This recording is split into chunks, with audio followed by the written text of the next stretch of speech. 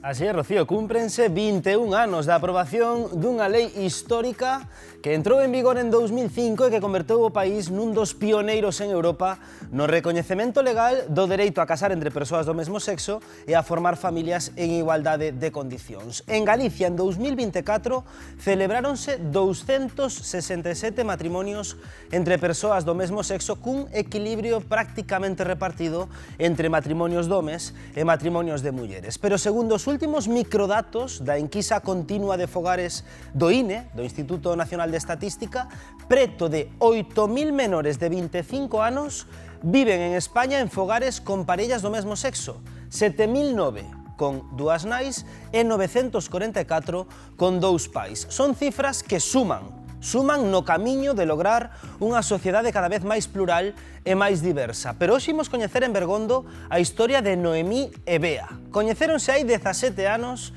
e hai 10 tiveron pois o mellor da súa vida, o pequeno Dani. Comparten connosco a súa historia de amor e aínda por parte convidan o petisco de media mañá, do vermú. Bo proveito, Alba. Eu neste directo teño todo o que me gusta. Teño papatoria e teño unha historia de amor fermosísima entre Bea e Noe. Hai canto vos coñecedes, Bea? Bueno, pois moitos anos, casi se me olvidou, uns 17 anos ou así. E como comezou a vosa historia de amor?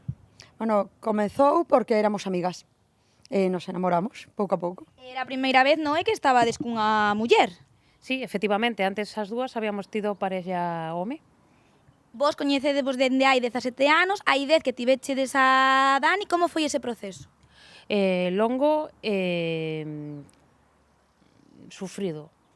Foi por inseminación artificial, foi a octava vez, supoño que foi moi complicado para vos, non, Bea? Sí, foi bastante complicado, é moi frustrante, pero bueno, o conseguimos que é co que nos quedamos, eso, olvidarlo. Que lle dirías a outras mulleres que están na mesma situación que vos? Bueno, pois que non tiren a toalla, que sigan, moita paciencia, pero que se consigue.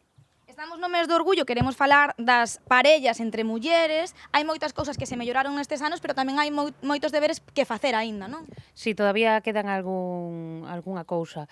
A ver, nós xamais tuvemos problemas, quitando aí algunha cousa, pero moi ben, todo moi normal, moi aceptado.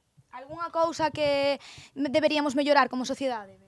Bueno, día a día se ve que sigue habendo problema con iso, pero bueno, imos conseguir que algún día isto sexa normal de todo e non sexa un obstáculo para ninguén. Pois imos cruzar os dedos para iso. Eu non me podo marchar daqui sen preguntarlle unha cousa a Dani, porque claro, ter unha nai é maravilloso, pero ter dúas como é? Moi ben. Sí? Sí. Cal é a túa favorita, que non te están escoitando, ben?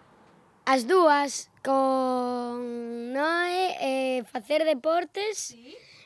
con mami, con Bea, facer cosas da casa e limpar e cortar as hierbas. O sea, tes para facer coas dúas, non? Cousas para facer coas dúas. Sí. Pois imos facer unha cousa, imos quedar aquí coa papatoria, con esta historia de amor fermosísima, e veña, a papar, que é o que máis me gusta a min.